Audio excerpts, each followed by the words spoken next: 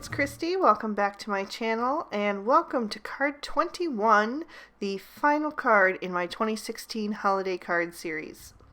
Today I'm going to be using this adorable set from Fawn called Happy Holidays, and this was an exclusive with Simon Says Stamp. But if you missed it, don't worry, there are other options for you to create a similar card. There's a set called Happy Halloween that has the same critters.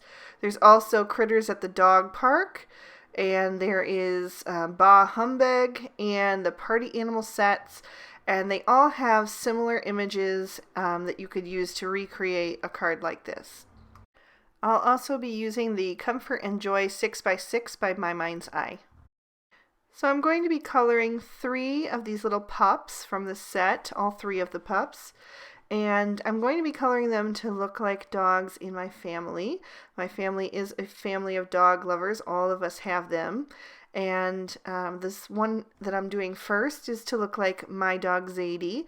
She is all black. She's a flat-coated retriever that we rescued a few years ago, and we just love her to pieces. One of my brothers also has a flat-coated retriever mix that they rescued, and the other brother has a black Scottish Terrier. So we have a couple black dogs in our family. But I'm starting with the C9 for my darkest shade and then blending out with the C7, and I'll use C5 for my highlight.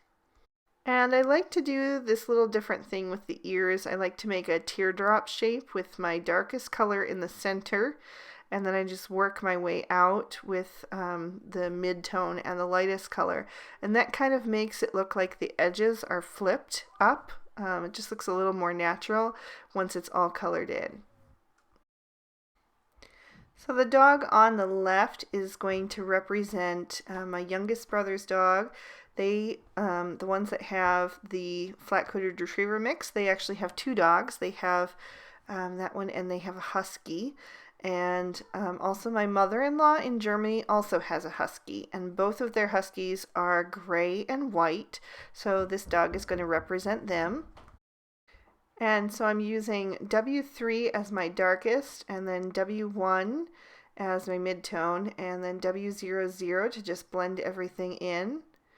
And then I also will come in with my colorless blender just a little bit to bring back a little bit of that white. I got a little too heavy-handed on the body, so that colorless blender will just help that lighten up a bit. So the third dog is going to look like my dad and stepmom's dog Angel, who's a Westie, a West Highland Terrier. So I'm skipping the W3, and I just started with the W1 to lay in my shadows, as I want to keep her looking nice and white.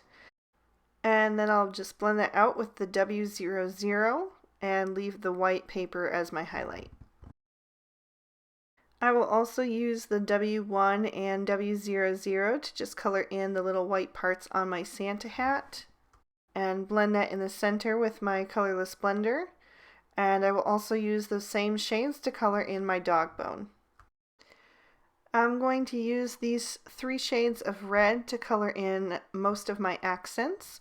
They are the R29, R59, and R89, and I'm just starting with the R89 and doing my darkest everywhere since these are all little pieces, so I'm just working quickly so that the ink doesn't have a chance to dry. And then I will go right in with my R59 and just blend that out a little bit. And I will finish up with the R29.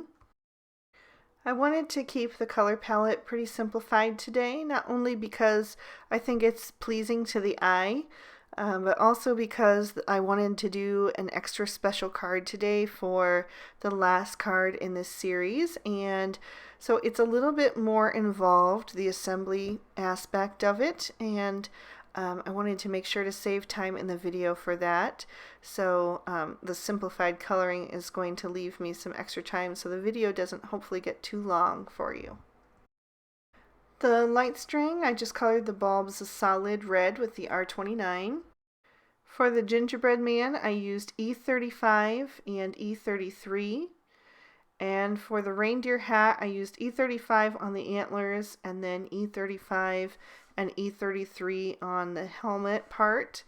I did add the E37 because it wasn't quite dark enough for me. and blended that out with the E35, and then I went over the antlers again with the E37 to darken those up as well. For the little present, I used G03 at the base and blended that up with the G00, and I actually ended up stamping and coloring two more exactly the same. So I wanted to try my hand at making one of these pop-up box cards. So I had to dig out my original Martha Stewart scoreboard because the paper that I'm using measures 4 inches by 12 inches. And then I'm scoring that at 2 inches, 5.5 inches, 7.5 inches, and 11 inches. So I'm giving those all a good score, and then I'm going to flip that down and score at 2 inches. Next, you're going to need 2 inserts that measure 4 and 11/16 inches long. And the easy way to figure that out is that 3/4 of an inch is 12/16. So if you go to 4 3/4 of an inch and then just go back 1 mark, that will be 11/16. So we need 2 of those, and the height just depends. I actually want mine to stick above the card because I'm going to make snowy borders with these Lawn Fawn Stitch Hillside border dies. If you don't want your inserts to show, just make them 1 inch high. So mine are actually 1 3/4 inches high. So now we need to score the inserts, and we want to do this at 5/8 from each end because it's much easier to figure out the 5/8 from the left than it is to try to figure out what that would be minus the length of our inserts. So just flip them over and do it 5/8 of an inch from each end. And I actually die cut a 3rd piece. I'm not going to use this as an insert. I'll show you what I'm doing with it later. So now I need to create tabs on my inserts. The first one is not an insert, like I said, so I'm just going to cut the tabs off completely, and that's going to fit perfectly on the back of my scene. Now I'm just going to create some tabs. If you are using the 1 inch high inserts that you don't want to show, you do not need to do this. They're already built in for you. But because my card is going to have these sticking up, I need the tabs removed from the top so that it can fold flat. So now I'm also going to cut up from one end up to that 2 inch score mark on each of these score lines. And then I will just flip it upside down and create a tab on that 11 inch score mark by cutting up at an angle. So now I'm going to decorate my box, and the first thing I'm going to do is flip it so that the tab faces to the left so that the outside of my box is facing up. I know this because mine has like a grain to it. If yours doesn't, then I don't think it matters. You just need to flip it to whatever side you want to be the front. Then you need to cut down 4 pieces of pattern paper. You're going to need 2 pieces that measure 1 7/8 by 3 3/8 inches, and 2 that are 1 7/8 by 1 7/8 squared. Then you want to just take your favorite adhesive. I'm using my ATG gun for this, and you just want to adhere these down to the cut flaps of your box. Then you can flip your box back over so that the inside is facing up, and take some strong adhesive and apply it to the tab. I'm using score tape. Then I can just peel off those backer sheets and fold the box in half. Then I'm going to fold the tab to the inside and line up those edges and press that into place. Then I'm going to grab my bone folder and give that a good crease. And then I'm going to fold my box the other direction and give the other 2 corners a good crease as well. And then you can just press in the corners until it forms a box. The back panel I want to leave alone because I want that to be my background, but the other 3 panels I'm going to fold down. I'll add score tape to the tabs on both of the inserts. And I will also add a couple of strips to my background snowbank. I'll peel off those backer sheets, and then I can press this piece right to my panel so that creates a snowy scene. And you can see I use the same cardstock for the hills so that they would blend in perfectly with the rest of the box.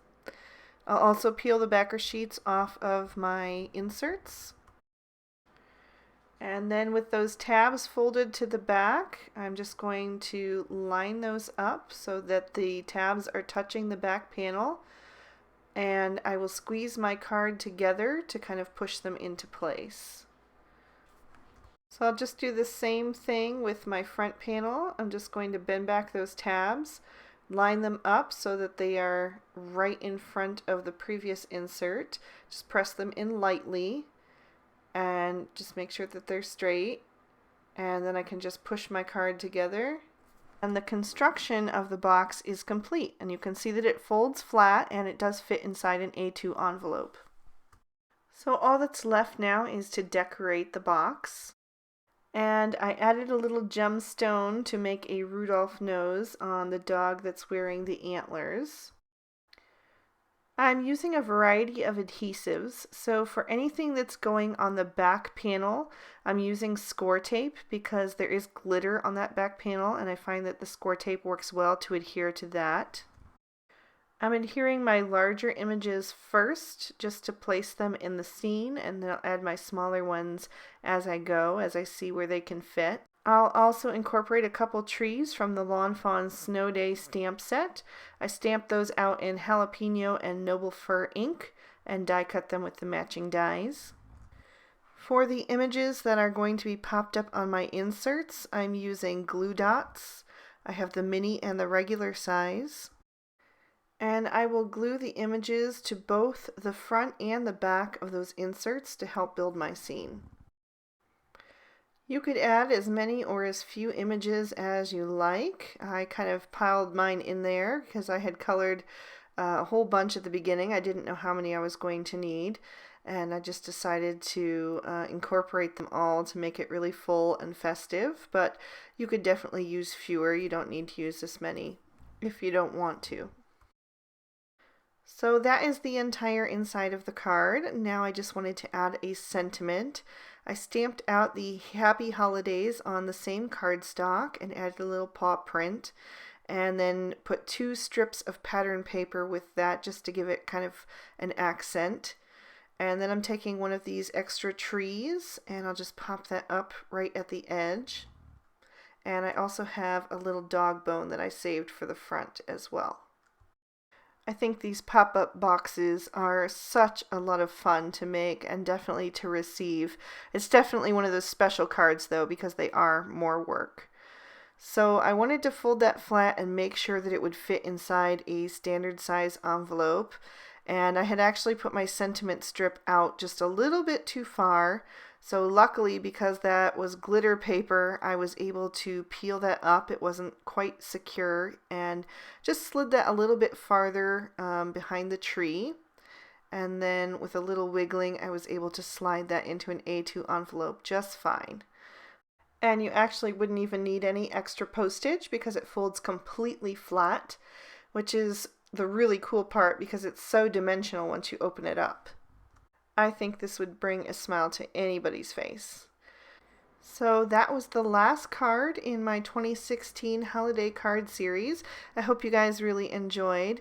Thank you so much for watching and for subscribing and for sticking with me through this entire series. I have read every comment you guys have left me, and your support has meant the world. Here's a couple extra videos you might enjoy in the meantime. You can click on my photo to subscribe, and Merry Christmas, everybody.